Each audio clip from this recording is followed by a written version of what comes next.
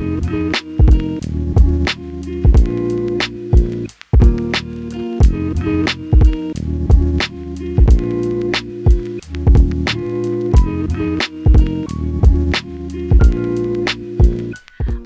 to another episode of Grounds for Conversations. I'm your host, Amber Noble, and again, my best friend, Aimee Raggio, is here with us. And today it's going to be a little different. Usually we have a subject we talk about, then we jump into an extra shot. Right. And we are going to talk about something today, but something that we want to invite you into a journey with us. Mm-hmm. Is that a good way to say it? Yeah. So let's talk a little bit about this. Okay. First of all, okay. So a long time ago, 2016, Mm-hmm.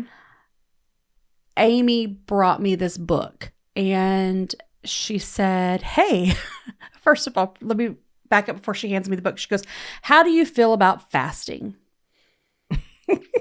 And I'm like, do I give her the Christian answer or do I tell her the truth? And I'm like, well, I mean, I believe it's a very biblical thing. Right. I understand it, whatever, And she's like, I didn't know if she was inviting me into because, they were doing a 21-day fast. And we've always been on staff at churches where we've done fasts. And to be honest, as a kid, fasting didn't make a lot of sense to me. Right.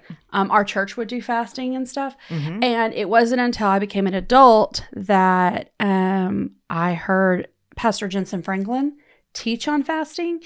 And it was one of the most profound and easy to understand messages. Like I've heard sermons on fasting and we would walk away and I'm like, but I still don't get it. Right. So why are you saying we need to do this? Right. Right.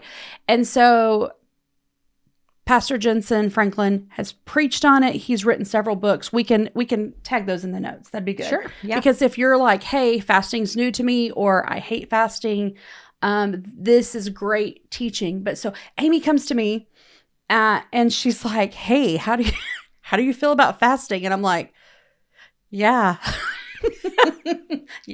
We should all do it, right? And so she said, well, this is something that I got this book and you had done it before and you were like, this is so amazing. I want to invite you into this. And I got you a copy. So our friendship was still pretty young. And I'm like, what is she trying to say? And I got a little defensive, like, why do you think I want to read this book on fasting? Like I've read books on fasting. And she's like, no, it's a different kind of book. And so what we want to talk to you about today is really inviting you into this journey that we've been on for a long time. For me, this is my 9th year to do it.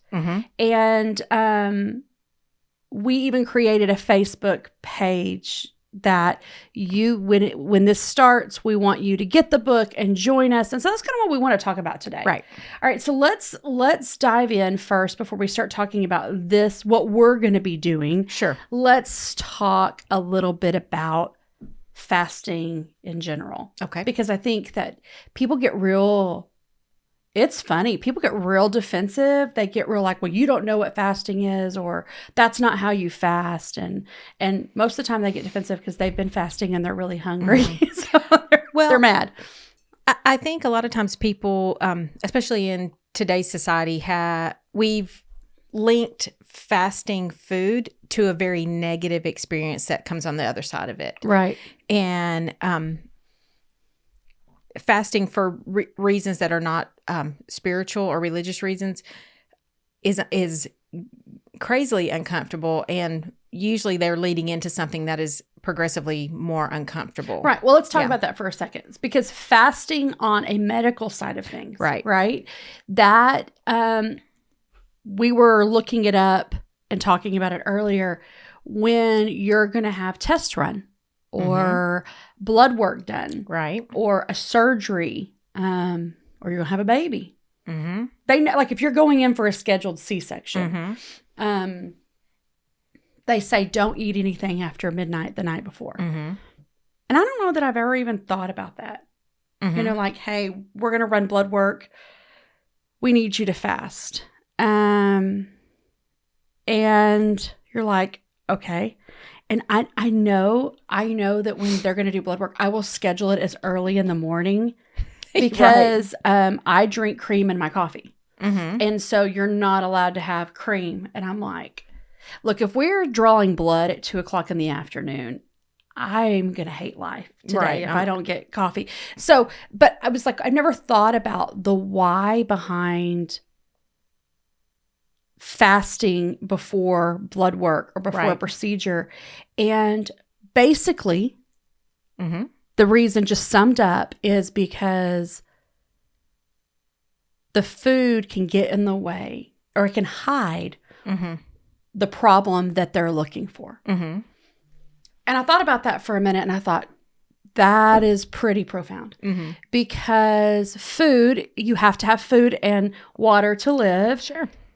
And yet, in order for a problem to be found, we're going to remove the food because it can get in the way. And you look at that on the physical side, right? When it comes to medically speaking, it's not much different on the spiritual side, right? And we're going to talk a little bit about that. But I love the fact that taking away something that we need and we enjoy. I mean, we're Americans. We eat. Everything we do is around food, right? When we have friends coming in to see us or, we're going to go out with people, what do? Where are we going to eat? Everything is around that. And so to remove something like that for a spiritual purpose, oftentimes that's the moment when God's like, now that I've got your attention, let's look at this. Right. Here's where the problem is at. Here's what's going on. And I just think it's incredible.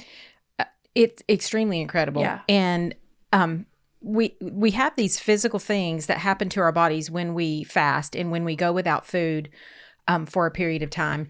But it encompasses so much more than that. I mean, it's not so different for us today as it was in the Bible days. The attitude and the moods and the emotions that surround food. Right. I mean, the very first miracle that Jesus performed where he turned water into wine was at a wedding feast. Right. And he refers to himself as the bread of life. And how many of his miracles involved food? And so what do we do when we have a big win in our society or just in the world? We celebrate with food. What do we do when we lose a loved one? We mourn with food. And so, so much of our survival, not just our physical survival, but our emotional survival. Wow. Our emotional survival, our relational survival, so much of our all around sustenance comes at a table. Right. A real table or a figurative table, but it happens at a table. Well, you think about the deepest conversations, if you're a parent, the deepest conversations you've had with your kids are at the dinner table. Sure. They're going to talk. I've, 26 years in ministry with young adults and students. If I want to know what's going on in someone's life, I just feed them. And they're going to tell you. Absolutely. And it's what we do. But that's even how it's a big part of how we relate to God through communion. Yeah. And so that's a question that I have that just popped into my mind that I didn't research before because I didn't have this question before. Yeah. When you fast, do you forego communion? I mean, you do, but the actual taking of communion. You know what? Anybody I know that's ever done including Phil is like water only. Yeah. He's that kind of faster. When he's broken the fast, he breaks it with communion. Yeah. Which is super powerful. I think that is very powerful. If you understand what communion is, Jesus, right before he goes to lay his life down, is sitting with the disciples and he breaks the bread and he said, this is my body. And they have no clue what's going on. And he's like, I will be broken for you. Sure. So when you do this, remember me. And then he passes the cup and he's like, this represents my blood that's going to be poured out. Take this and remember me. And so something super powerful about coming off of a fast, whether it's a Daniel fast or a 21-day fast or whatever, breaking it with communion is just going, okay, I did all that for you, Jesus. And now I'm breaking that with remembering you. It's And pretty powerful. What an amazing way to address one of the most primal base needs that anyone has. Food.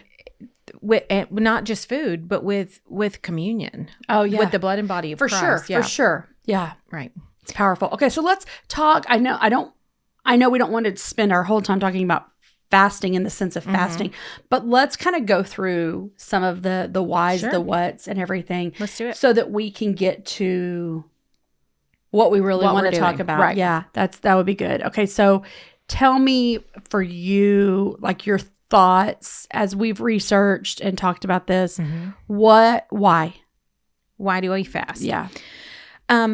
So I'm sitting here with my laptop open in front of me, which I don't usually do because I get tempted to just read it.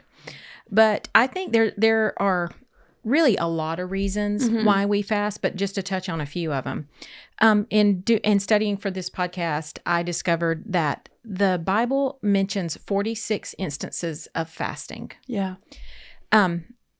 In there, and each fast was for a little bit of a different reason. Right. And some of those may apply to us, and I would dare say all of them apply to us at some point in our life.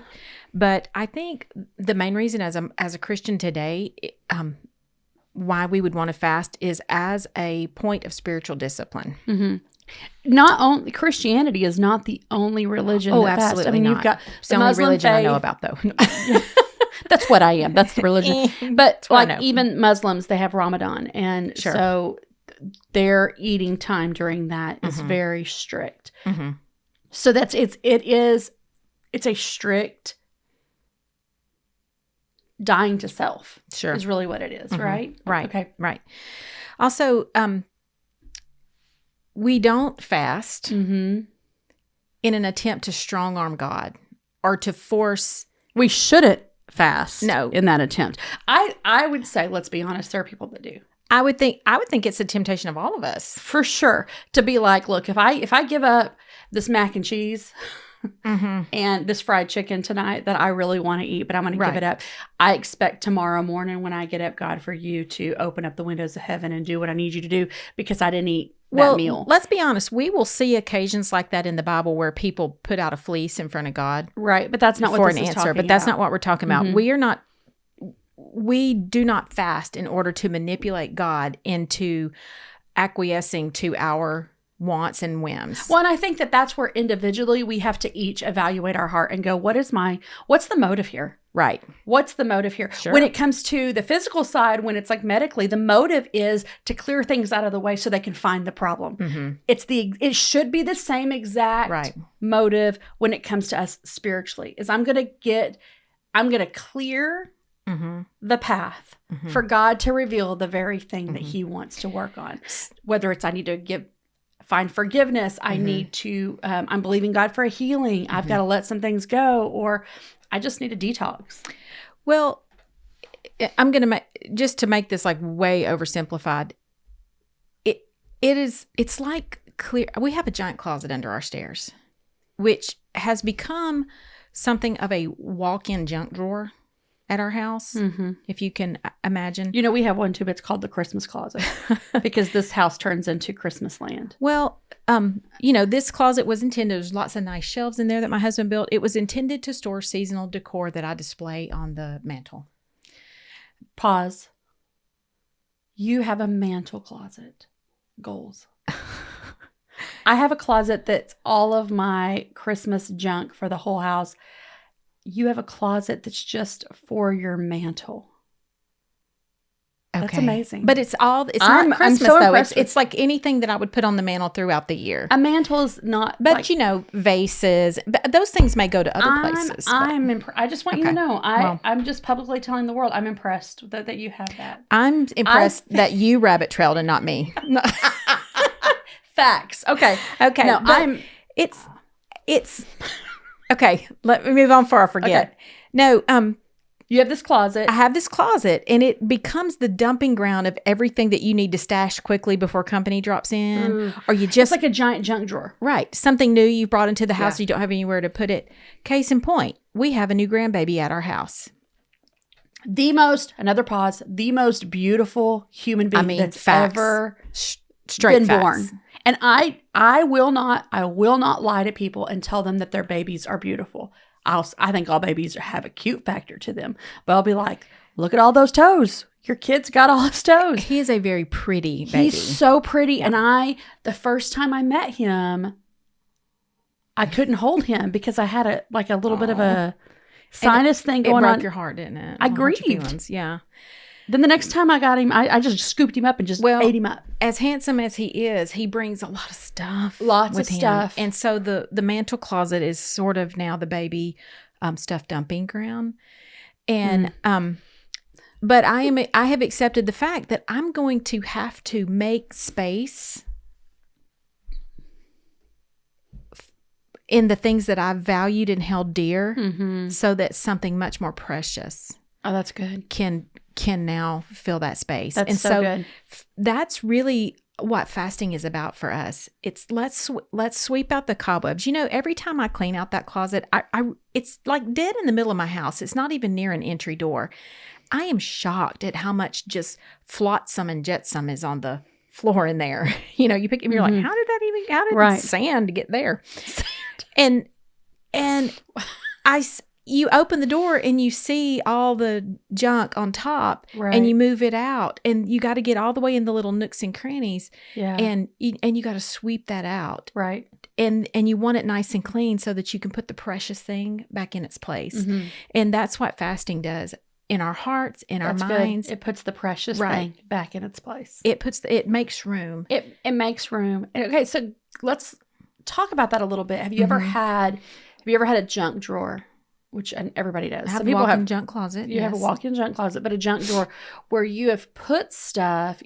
It's oftentimes junk drawers where it's in the kitchen, and where it's the kitchen, the heart of the home. You're constantly preparing for your family, and you've got kids, and the kids have friends, and you got company, you got life group, and people are coming over, and it's like you clear everything, you're wiping everything down, and then what is this? I don't know. Stick it in there. Okay. Every single one of us have come to a place before where we went to open that drawer, but because so much has gotten stuck in there, the drawer won't open. Right. Something is jammed. What is jammed? I don't know. What is stuck in there? I don't know. A potato masher. Well, okay. The other day, I'm not even. Yeah. This is truth. My oldest Justice had bought me. It was so funny.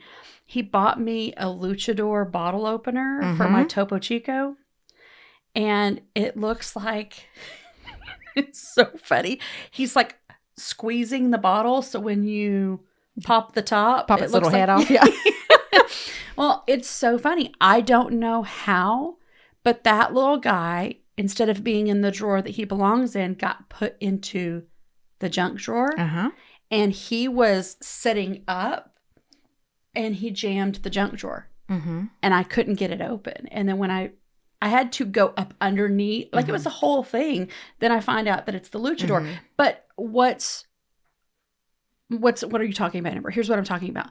The fact that in our lives, that's what we do. That's like what we do. Closet. It's like, where do I put this? I don't know. I got to put this away. I don't want people to know that I've got junk. I don't want people to know that there are things in my life that don't have a place. I mean, let's go there for a second. Right. Like, there are things in my life. I want people to go, oh, she's walking with the Lord. She's this kind of mom. She's this kind of wife. She's this kind of friend. She's this kind of professional. She's this kind of whatever. He's this kind of this. He's this kind of dad. He's this kind of boyfriend. He's this kind of husband, whatever it is.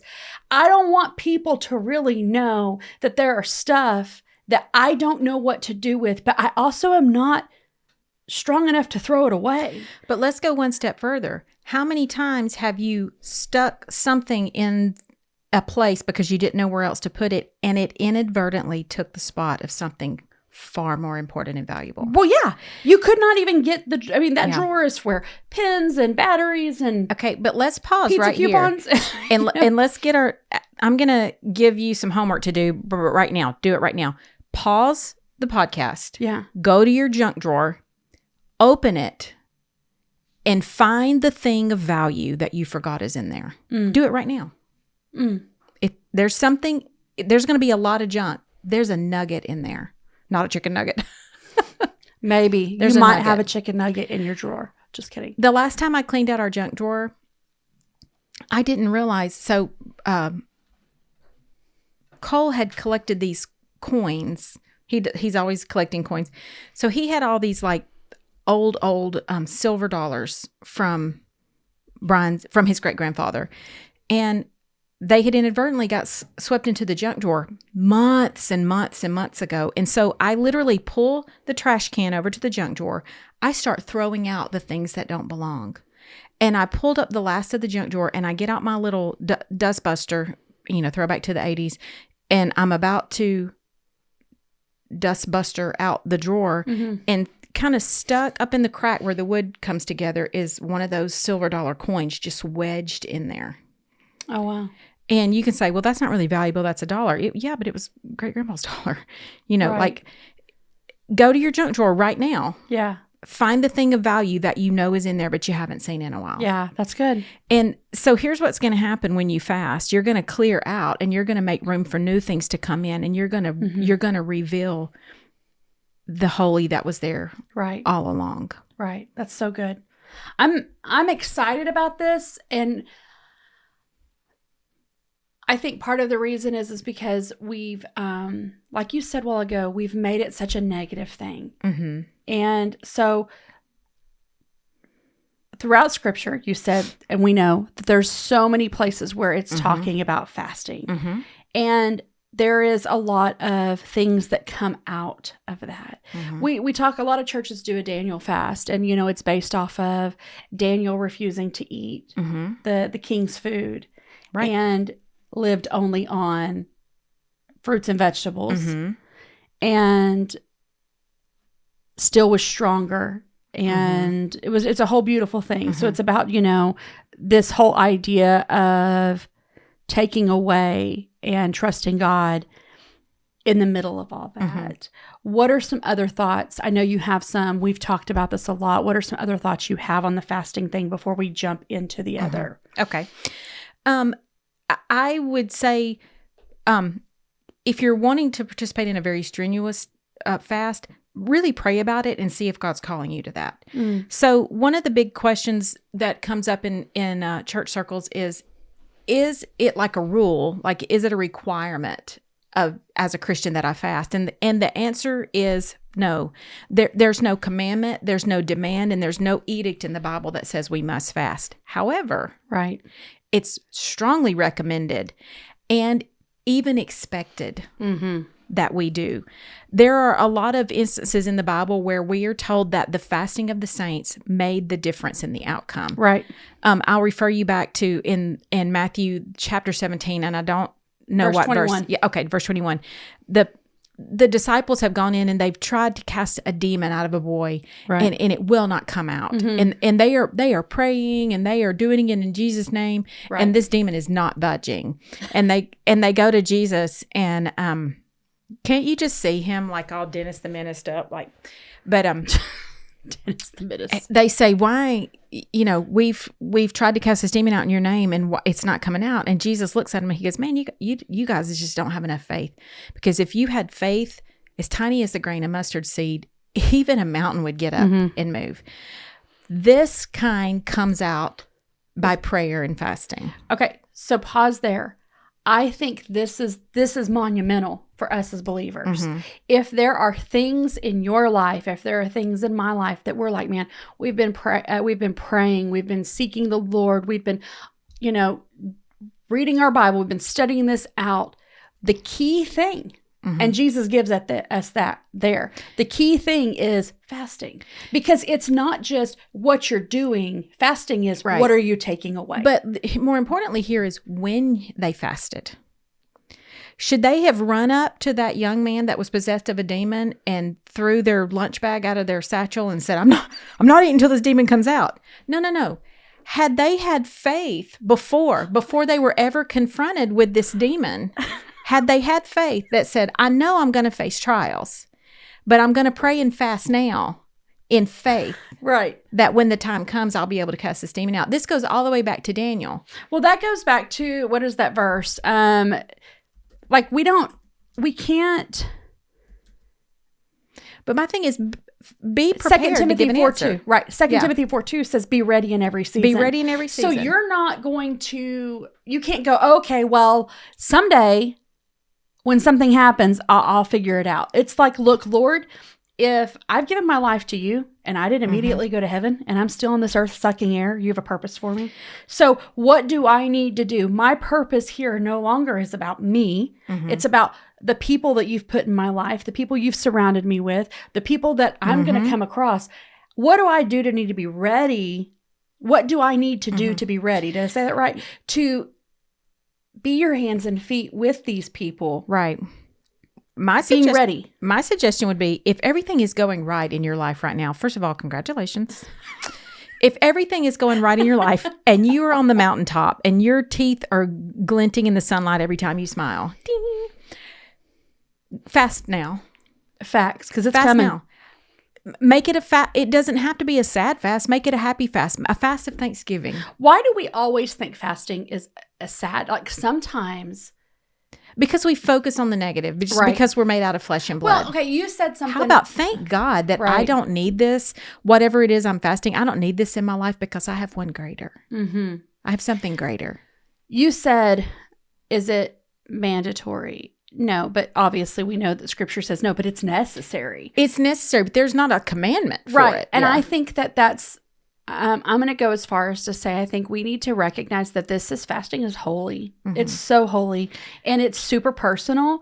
And so I love, all the years we've been on staff at churches, we've always done church fast.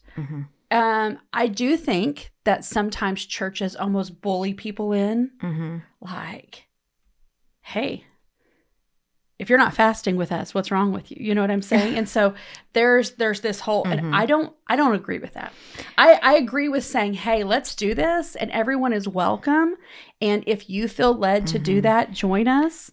Right. But to say no, our church is not eating, I don't think that we have the right to tell people, because fasting is personal.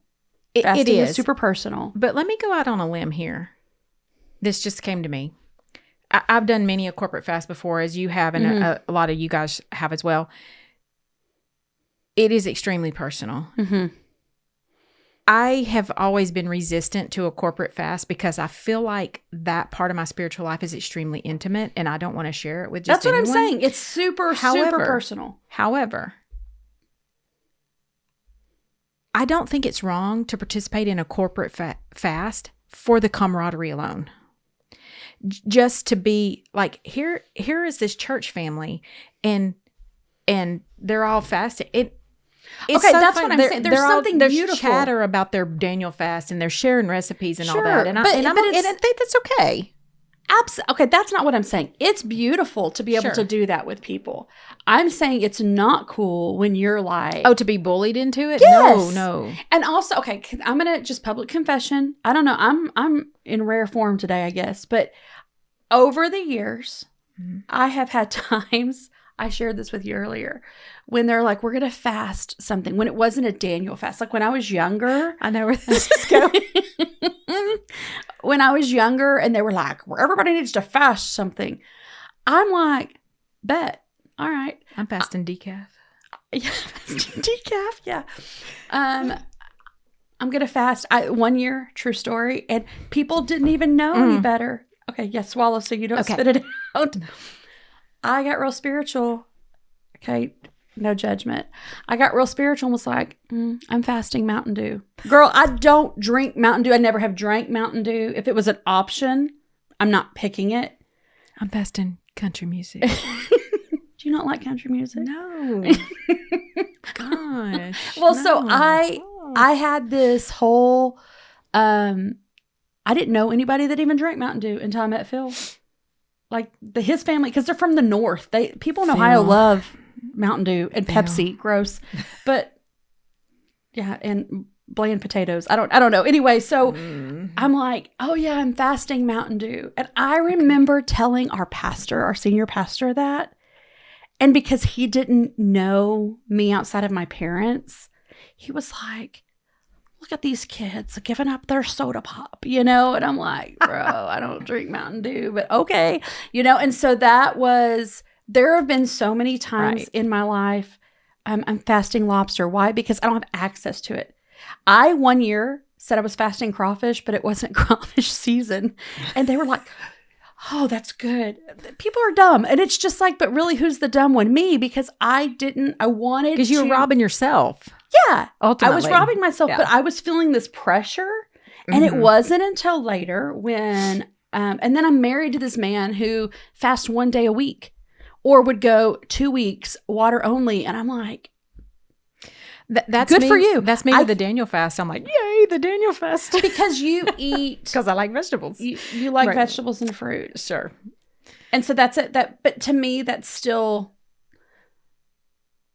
That's but Amber, why not be excited about a fast? Why not say, I am about to enter into a season where I'm going to tear some things away, but God's coming in. Sure. But God's coming in. Sure. I'm telling you, I think I've grown up. Mm-hmm. There's a lot of growth that's happened in this, and I've learned the beauty of fasting. Well, I'm going to I'm going to say, if you've ever been bullied into it, and that's why you have negative feelings, I'm sorry. Mm-hmm. I think it's all about what attitude we're going in. And again, y'all know me by now. I can't really quote the scriptures, but somewhere in the Bible, it talks about when you fast, don't put on sackcloth and ashes. Don't put on a sad face. Explain that. Sackcloth and ashes. Mm-hmm. I know what it means, but explain it. When a person would go through a hard time or some sort of devastation, they would pull off their good clothes, their royal clothes, their public clothes, and they would put on old, dirty clothes, and they would put ashes from the fire on any wounds they had or anything like that. They would also abase put themselves. it on their heads. Yes. If someone died, mm-hmm. if you'd lost a child or a loved one, you would put ashes on your head to let the public know this person is in mourning. Mm-hmm. Leave them alone. The verse you're talking about is Matthew 6:16. Mm-hmm. It's like, don't make it obvious. I like how the New Living Translation says, and when you fast, don't make it obvious, as the hypocrites do, mm-hmm. for they try to look miserable and disheveled so people will admire them for their fasting. Mm-hmm. And it's not something that here's the thing. It's not some big secret. You shouldn't take your little book or your Bible and hide it and run around sneaking around like you're fasting something. You don't have to go into hiding, but we're not making banners and putting signs on our doors either. Right. You're not wearing a black strap around your arm. There's no ribbon that says fasting week. Yeah. I understand there are some religious affiliations where they will go like on Ash Wednesday and have the ashes placed on their head and they'll wear them for that day. That's fine. That's not what I'm talking about. Right. That's for sure not what we're talking about. There's something beautiful in the symbolism of that as well. And many liturgical worship settings, they do that. Not just Catholicism, but there's many Methodist and the Episcopal Church and many, many churches do that. And that's a beautiful thing. That is definitely not what we're talking about. No, not at all. But don't go around and advertise it. However, if someone asks and you are so inclined to invite them in, go ahead and tell them about your fast. It's not as long as you're not boasting in it, it's fine. Right. But I would say back to your original question, like, why do we fast? Ask yourself that. Pray about that. A few of the examples in the Bible of fast is Ezra fasted for God's protection. Right. Esther fasted in a show of humility and before approaching authority. Daniel fasted to gain understanding and divine wisdom. He was fasting for insight and spiritual growth. Back to the example we talked about before, Daniel was fasting before the fact, so that because little did he know he was going to be called on to give an answer soon. Right. And he was prepared when it was what? time. We're all going to be called on to give answers. Absolutely. We live our world right now. If ever there's a time to look for opportunities to fast, it's now. It's now. Because the gospel message is becoming increasingly more uncomfortable for people to hear. Absolutely. There is a line being drawn in the sand. I'm not trying to super spiritualize this. I'm just calling it how it is. This line has been drawn in the sand, and there's no more riding the fence. listen, there is an enemy. I know this makes people feel comfortable, and I'm going to say his name right now. It's the devil. It's Satan. The devil. I know it's sometimes it feels hokey, like this is a thing of children. It's not a thing of children. Right. He's real. You have an enemy. And he hates you and wants to destroy you. And he's he wants seeking to to destroy your family. Absolutely. Your calling, your purpose. He's out to kill you. If you can believe in the Holy Spirit, if you can believe in Jesus and you can believe in God, then you can also know that you have an enemy in the spirit world. And I'm telling you, I've noticed this throughout my life, but I've noticed it a lot here lately. People who are seemingly unrelated in different areas in my life are all telling me they're being tried with the same thing. And when I start to hear stuff like that, I really believe that's a spiritual attack. When 8 people that I know in different areas of my life who don't know each other all come to me and say, I have a gallbladder attack. Well, what's going on here? Right. You know, what are, and then I start looking for the commonalities. What are these people doing? What do these people stand for? What do they believe in that's in common? What is the enemy fighting against here? I want to know that. I believe it's happening. You can call it what you want. It's not going to hurt my feelings, but I'm telling you, it's happening. But as I hop around here, back to talking about the corporate fast, there is a corporate fast. Most of the fasts in the Bible were corporate fast. When Esther fasted, not only her, but all the Jews and all the Hebrews in the land fasted for her. The entire city of Nineveh fasted. Yeah. For God's mercy. Not only the people, but the animals too. And let's talk about that, because the whole city fasted, and these are not godly people. No, they fasted for God's mercy and with a heart of repentance. Yeah. And the entire city was transformed. The entire city was transformed. And what's the biggest transformation? God changed his mind. God, yes. He didn't destroy him. Like, come on. Right. I'm going to be doing a podcast with a family member that was supposed to die from cancer. At the very least, have to wear a colostomy bag for the rest of his life, which was going to be short-lived. And I'm telling you, people went to fasting. And you can say, well, I know people have died of cancer. You know what? I'm going to tell you something. I believe all God's children are healed. It's either this side of eternity or that. Yes. But you will never be able to convince me that healing did not manifest in his life on this side of eternity, because I believe it. Fasting wasn't part of it. It was huge. It was huge. But you know what, Amber? Sometimes fasting doesn't look the way we thought. David fasted for the life of his child who had taken ill. Ultimately, that child died. Yep. He was healed on the other side of eternity, as we know. Right. But that outcome might not have been the one that David hoped for when he fasted, but his fast actually empowered him toward humility. Empowered to be humble sounds weird, but let me just go ahead and tell you that being humble in your spirit, being humble in your attitude, being humble in your emotions is an extremely empowering experience. For sure. But David's fast and the outcome that he did not want to see ultimately empowered him with full dependence on God. Yeah. And so the results of our fast may not come instantly. They may not look the way we wanted them to, but know that you've broken down strongholds in the spirit world. Right. Right. And it may be things that we don't ever see. Absolutely. We have no idea. Well, let me tell you something, Amber. What's happening? Something powerful that I discovered in studying for this that I have never put together before. Come on, I want to hear it. And there are 3 occasions in the Bible where someone was called by the Spirit of God to fast 40 days and nights. Moses, after he saw the burning bush and before his ministry began, that delivered the Hebrews out of the hand of bondage. Elijah fasted 40 days before the onset of his ministry. Jesus fasted at 33 years old, went into the wilderness and fasted 40 days. Jesus' ministry began with fasting. With fasting. Like that, Listen, this is not, hey, we need you all to stop and fast 40 days and 40 nights. But there's something to be learned from this. These 3 fasts, they didn't make a change in a life. They didn't make a change in a home. They didn't make a change in a little community. These 3 fasts that we just mentioned in the Bible, these were irrefutably divinely inspired, and they launched public ministries that changed the foundation of the entire world. They've changed our lives today. They continue to change. Absolutely. I love it.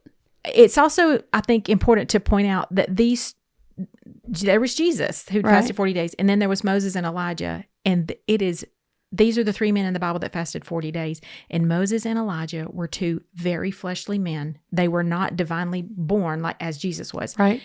Yet they stood on the Mount of Transfiguration with Jesus. Right. And people would say to Jesus, "Are you Elijah come back? Are you Moses come back?" Right. And through hardship, through mental breakdown, emotional breakdown, physical toil, and just gross temptation. Right. Foundational elements in our entire world, in the spirit world, in heaven shifted that day. You've got to understand that our greatest growth as believers happens through pain and sacrifice. And your greatest growth as a person, as a friend, as a spouse, as a parent, as an employee, as a boss, in order for you to grow to be who you need to be, more than you thought you could be, right? You're going to have to go through some stuff. So there is a formula here, right? That if we want to grow in our walk with the Lord, and if fasting hasn't been part of that equation for you, I dare you to try it. Absolutely. Not because I'm prompting you, not because Aimee's prompting you, but I dare you to try it for yourself. What is it that I need to fast and get rid of? And bro, don't fast Mountain Dew. Don't. Unless you're addicted to Mountain Dew, and probably that's the worst thing in the world. But with all sincerity, ask the Lord. What do I need to give up? What do I need to give up? Now, show me what is in me. Right. Do you know that my very first fast, and people say, well, fasting is always food. Sure. No, it's not. But I mean, people are like, because they're like, well, the Bible. Oh, okay. yeah. But I will tell you, the very first fast that changed my life was not food. The very first fast that changed my life was fasting TV and music. I have music all the time. There's music playing in my head right now while I'm talking to you.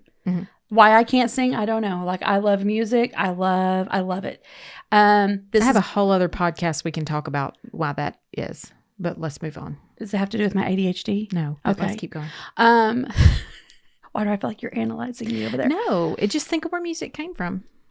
Girl, don't even start putting the devil on me. Okay, let's keep going. Okay. Go.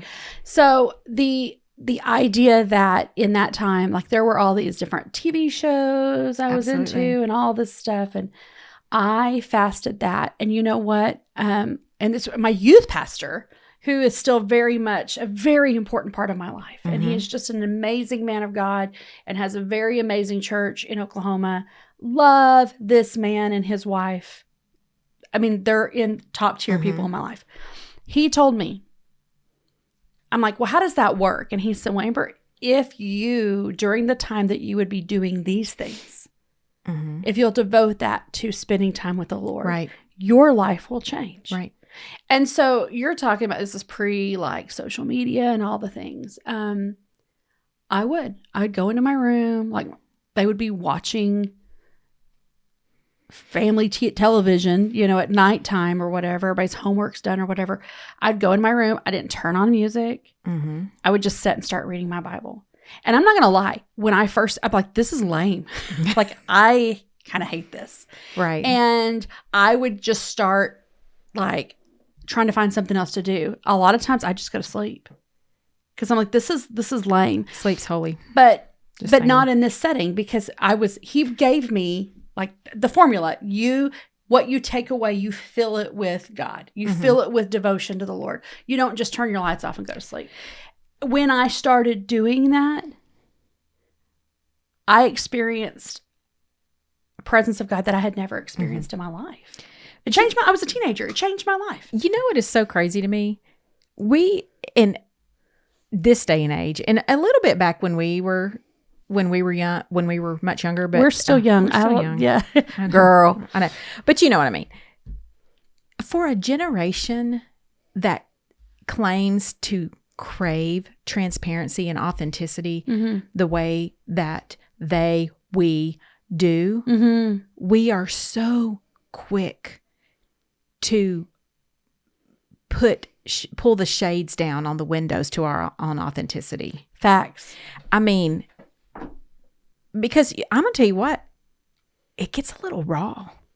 If you want to be authentic with others, first be authentic with yourself, and it's hard. Right. Well, we want everybody, it goes back to that junk drawer.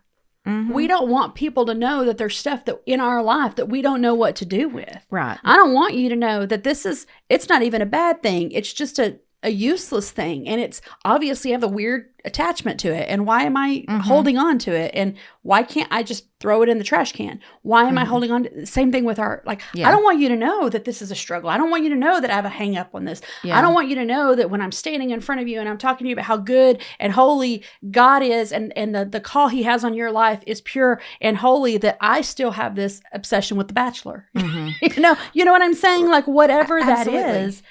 We don't want people to know, but you're right. We don't want to admit it to ourselves. Right. I don't want you to know that I've seen every episode of this reality television. I don't want you to know that.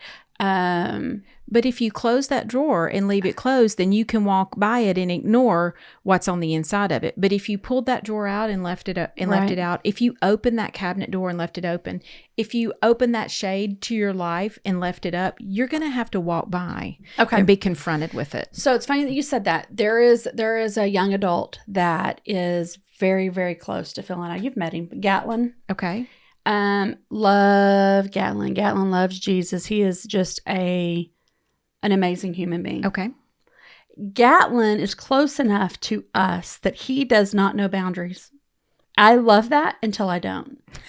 And here's this guy. He's Gatlin, call me and we'll talk about this later. He graduated business school, Texas A&M. He's a realtor. He does commercial building and he travels around and speaks. Like he's just a pretty incredible human. He loves to come over here, comes over one night for dinner, and all of a sudden he goes, okay, this made my palms sweaty. Okay. Like it freaked me out. Dang, Gatlin. Cooking dinner and he's like, where's your junk drawer? Sorry about that. Yeah. And I just almost had another spit take. And I'm standing behind the stove and I turn and I look at him. I'm like, what? And he goes, where's your junk drawer? And I said, what again? It is so funny because he goes, where's your junk drawer, ma'am? I'm like, ma'am. Okay. I'm like, why? And he goes, I want to see what's inside your junk drawer. I felt so vulnerable and violated. And this is before the luchador got stuck. I'm going to look in your junk drawer after we finish. Oh, you can now. Because let me tell you what Gatlin did. Well, then it's not a junk drawer. It was. Okay. And I said, why do you need to see my... So we had this weird banter going back and forth. And Phil's just standing there with a cup of coffee in his hand, just smiling like, oh, Amber's being called out. And he didn't come to my defense. So here's this... Phil's entertained. Oh, for sure. This 25-year-old kid that's like, what's in your junk drawer? I'm like, bro, what's in your junk drawer? Dinner's off. We're not eating tonight. Go home, You're getting a Whataburger. Get out. You're buying it yourself. Don't let the door hit you where the good Lord split you. So he proceeds. Phil points to where the junk drawer is. Like, and I'm like, I'm looking at him like, we're a team. Like, no. Like, stop. Gatlin who towers over me, walks over and opens the junk drawer. And he goes, he's just like looking in it. And he said, I'm just always fascinated by what's in people's junk drawers. I'm going to tell you what happened when he left that night. I cleaned that bad boy out. Then I started going through other places in this house that, because if you know me, I am definitely a maximalist and I love things. Right. I just started cleaning things out. Like I don't know if I thought Gatlin was going to come back and start exploring every nook and cranny of this house. Okay, well, we're done now. I got to go throw stuff away. Yeah. But it really hit something that goes with what we're talking about. Mm-hmm. I didn't want him. This kid knows me well. I've taken him on missions trips. Like, we've walked through a whole lot of stuff with him. He's seen me without makeup, seen me in my pajamas. That doesn't bother me. I don't want him to see my junk drawer. Do you know what I'm saying? Yeah. And yet what it did was it exposed not a side of Gatlin. Mm-hmm. It exposed a side of Amber that I didn't like. Mm-hmm. And I'm like, wait a minute. Why are there things that I don't want to be seen? Right. And so it's like what you're saying. It's like, that's what fasting does, is it causes us to clean out. Can I ask you a question though? Do you feel a little closer to Gatlin after that? Maybe. For sure. I mean, like, yeah. I didn't, like, we're very close to him, but I do feel like, I think what was precious was after it was actually really weird.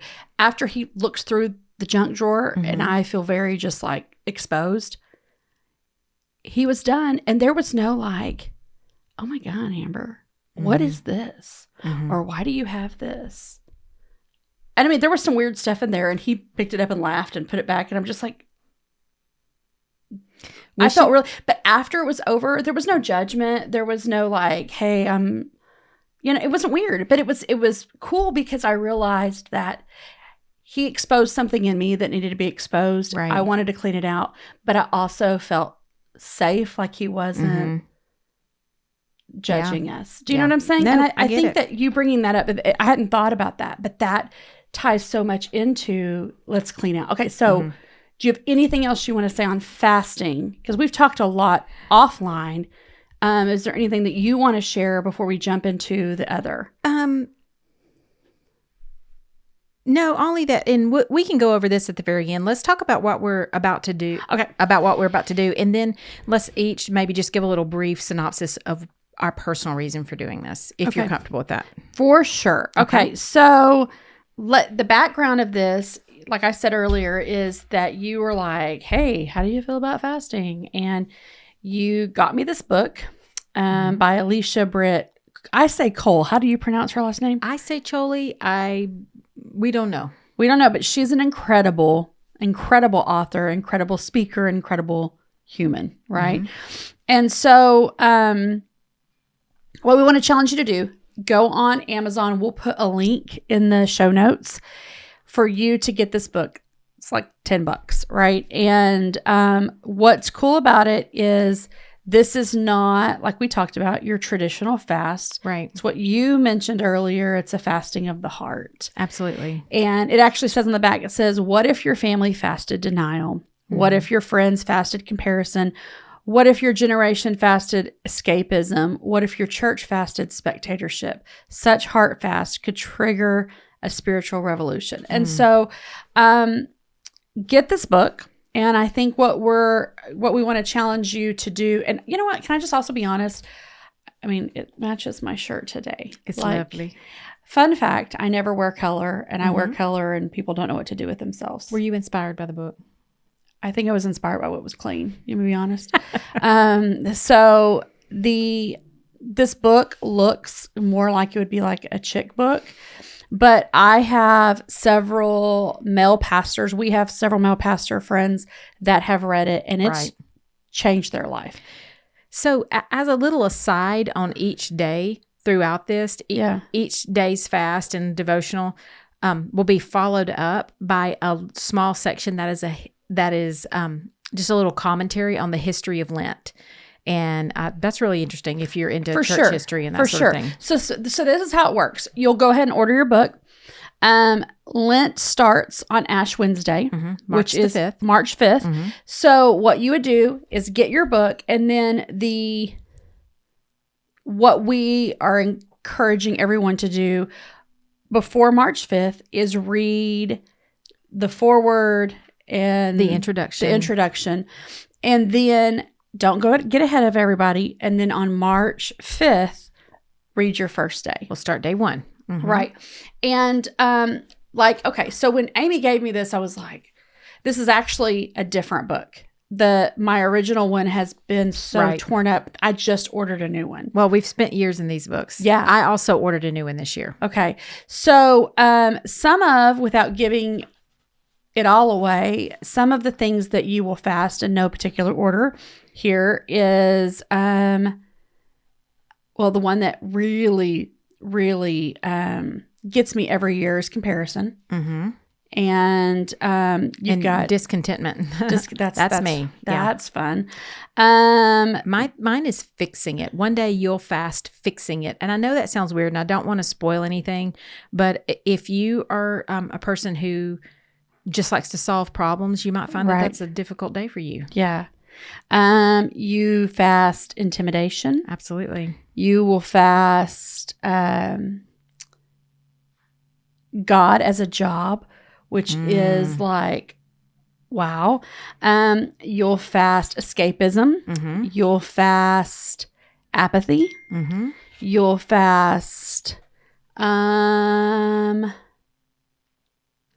tidy faith. I think that's tidy faith. Oh my gosh, yeah. We like our little checklist, and we like to put things in little compartments and silo all these areas of our life, and life's just not like that. And so there's a lot to learn throughout this, and a lot of things you'll see. Oh, here's what we're fasting today, and how do I do that? And just read and jump in and come to the Facebook page, because there'll be some discussion going on there about how this is working out for us and how this might look differently from person to person. And we encourage you to jump on the Facebook page and share. Now, there will be days, because this has been the case for us over the last, for me, 9 years, for you longer.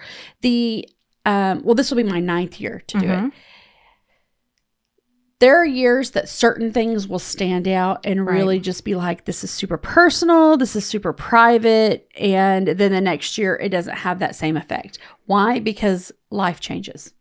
Situations change, things evolve, hardships happen. And because we are constantly going through things have a different effect. So there's 40 days. And so the way it works, the way Lent works is you fast, in Lent, you fast every day except for Sunday. So Monday through Saturday is a fast day. Right. And so that's the way this book is set up. So you'll start on Wednesday, March 5th. You'll actually start before on reading ahead on the introduction and everything. And then March 5th, you'll do that Wednesday, Thursday, Friday, Saturday. You'll take Sunday off and you'll pick back up on Monday. If you're not following Alicia on Instagram, I highly recommend, because she also does a daily walkthrough, but it's just her talking about it, and our Facebook page will be a place to discuss it. Right.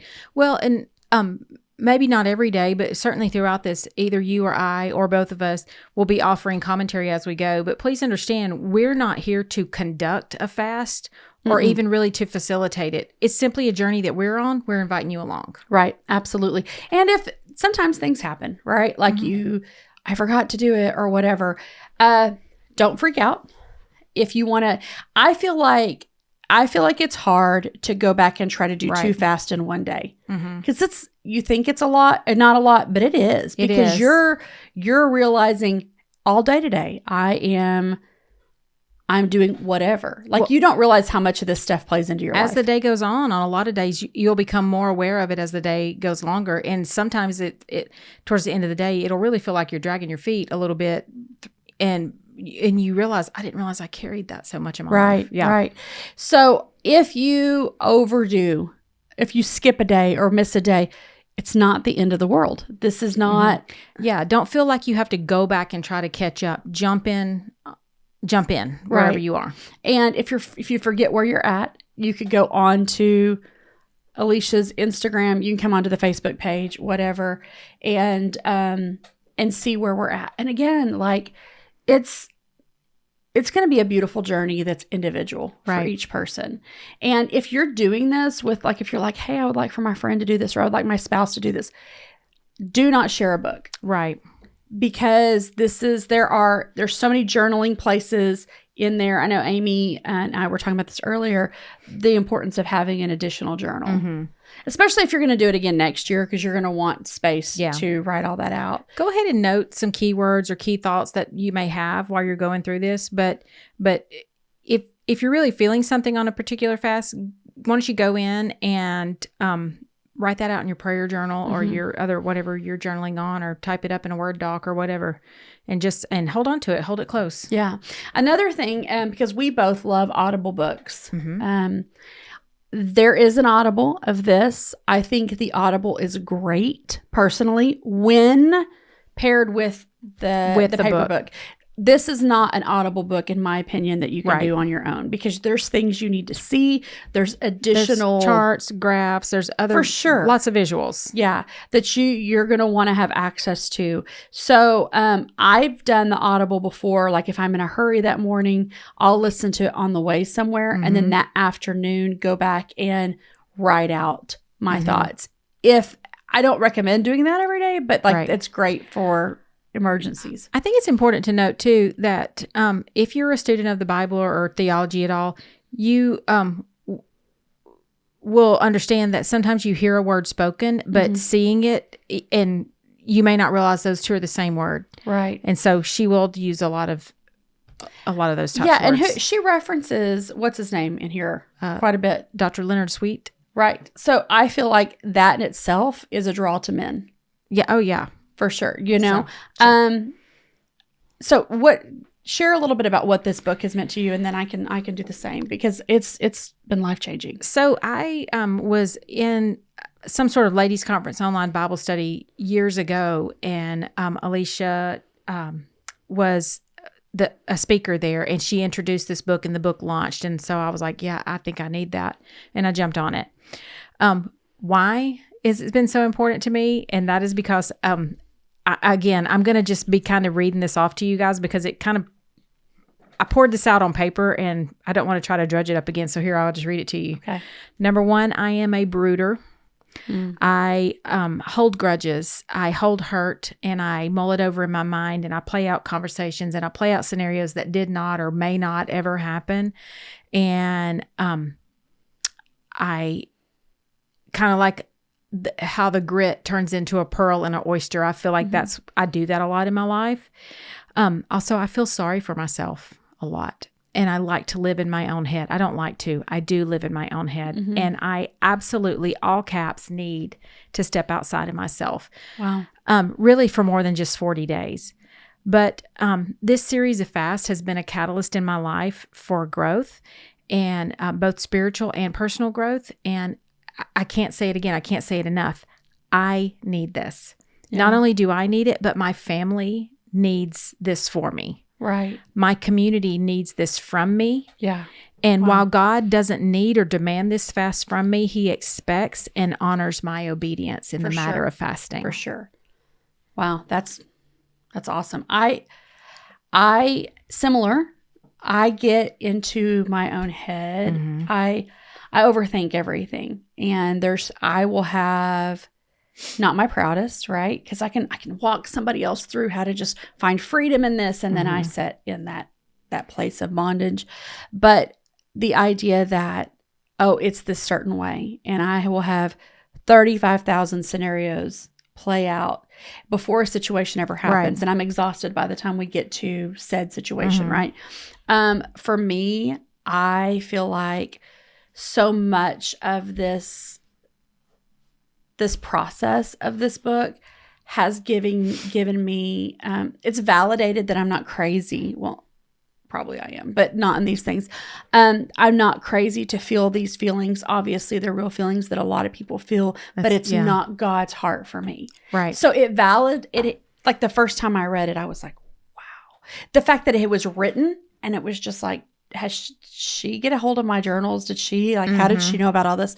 But that these are real things that people deal with. Right. But just because it's real and it's valid doesn't mean it's God's best. So sit in that for a minute. Acknowledge that that's real. Right. This is not about an emotional but it's there are emotions. There are emotions. Sometimes I've had anger that there have been times I'm like, this day, I don't know if you remember, there's been times I've reached out to you. I'm like, today was awful. Yeah. I hated today's fast. It was so necessary, but I hated it.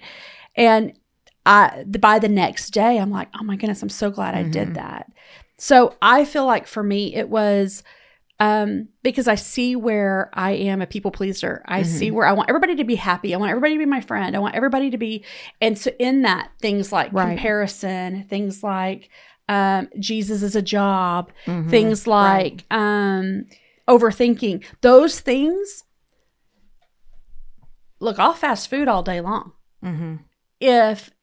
But these get to a root of things that I've never had anything else get to. We live in a day and age where we're very reliant on constant feedback. And when we don't get that feedback from outside sources, we tend to give it to ourselves internally. Right. I'll never forget one day, I think it was the day that we were fasting revisionism, and I'm driving down the road. I'm on 59 South, and I'm round about the Beltway. And I am playing out a scenario in my head. What did they mean? Oh, I wonder if they meant this. Oh, but I wonder if they meant that. Did I misunderstand that? Did it really happen this way? And I realized you are revising the situation repeatedly in your head, and stop it right now.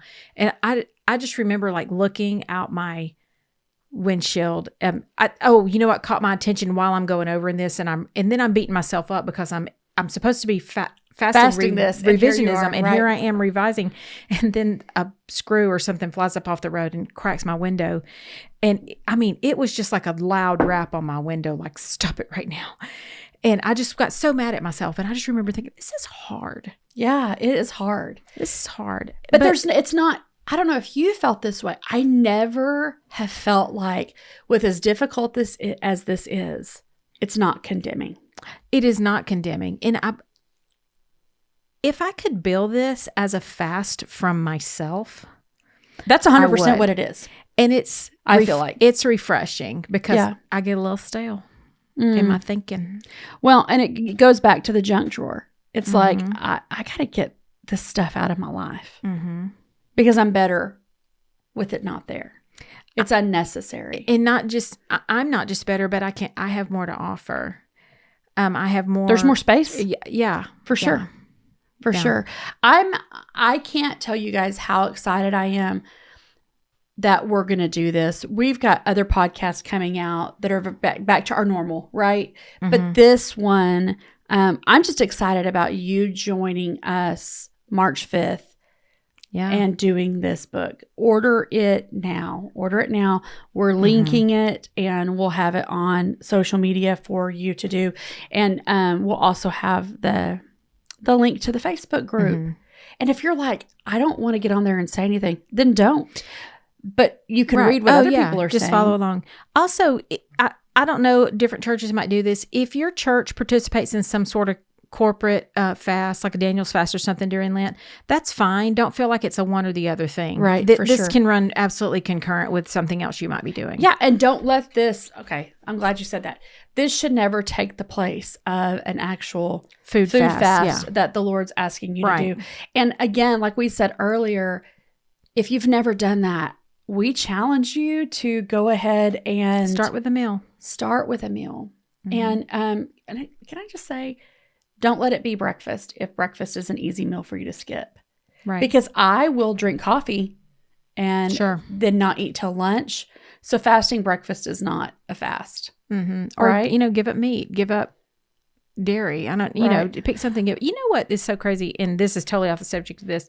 A young woman told me not so long ago, it's something that you mentioned earlier in the podcast about fasting TV or music.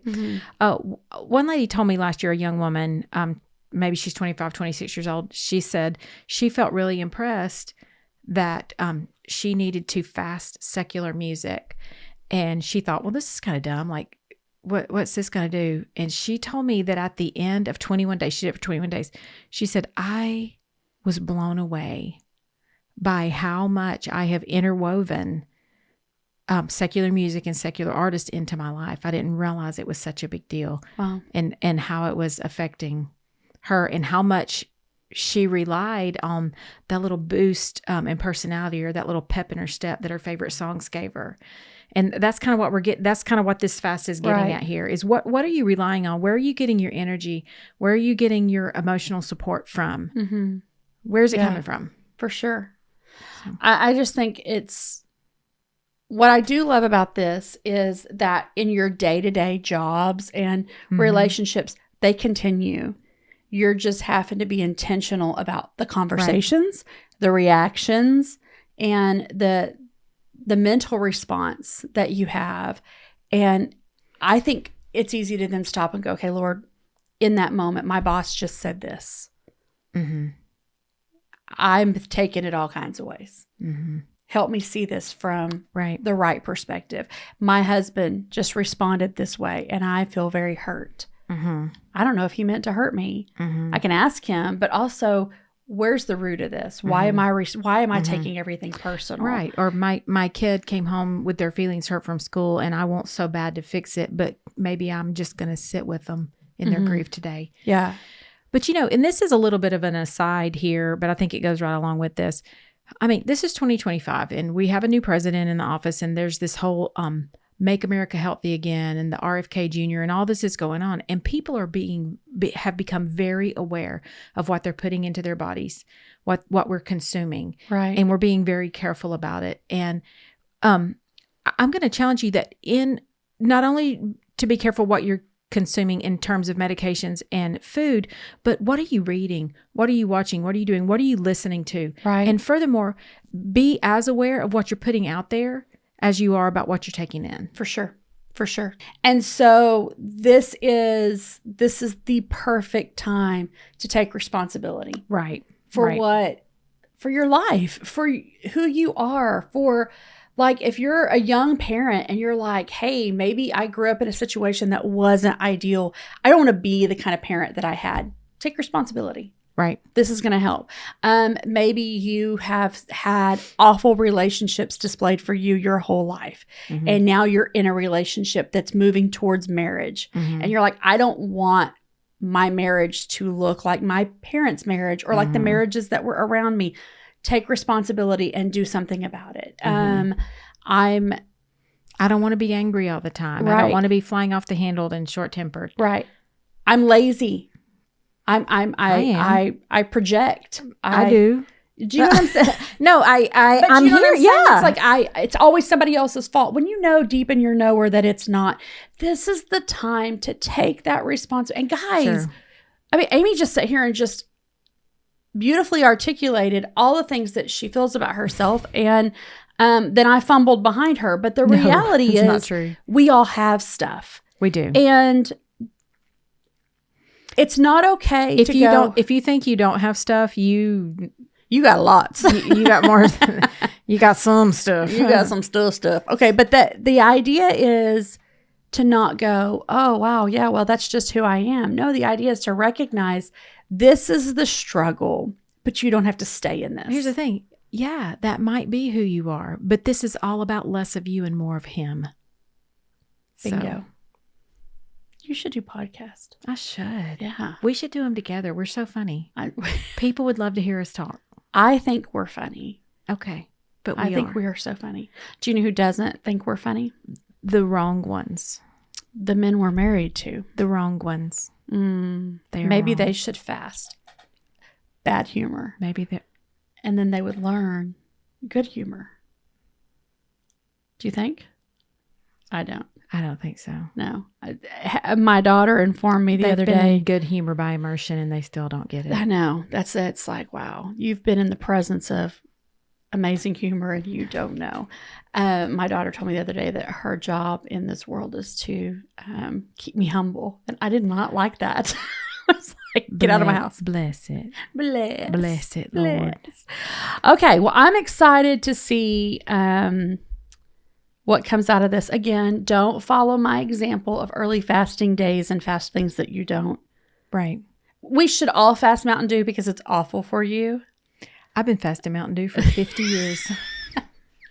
Have you ever had a Mountain Dew? I mean, probably. It's so gross. Okay. Well, it's disgusting. You know what else is disgusting? Tell I'm about me. to get kicked out of Texas. Dr. Pepper. Yeah. Okay. Prune juice soda.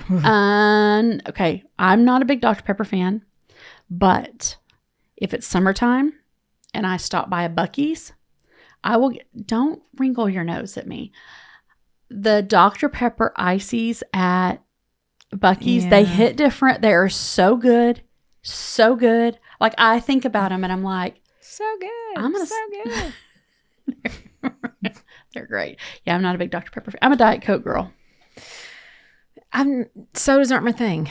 I wish they weren't not my thing. I do like a fizzy water, but like a Topo Chico? Sweet drinks gross me out. Topo Chico? Yeah, sure. LaCroix? LaCroix. Do you like that? Do you like LaCroix? It smells like you ate strawberries and ran your drink under your armpit.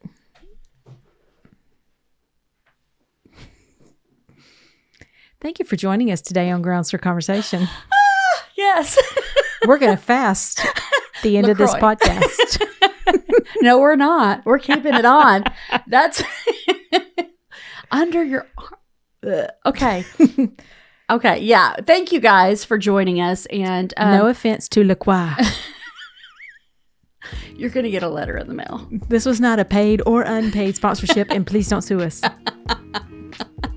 Thank you guys for joining us, and look in the show notes, get this book, and also check out the ones on fasting from Jensen Franklin. There you go. Yeah, this one. And we'll catch you guys next time. See ya. Bye.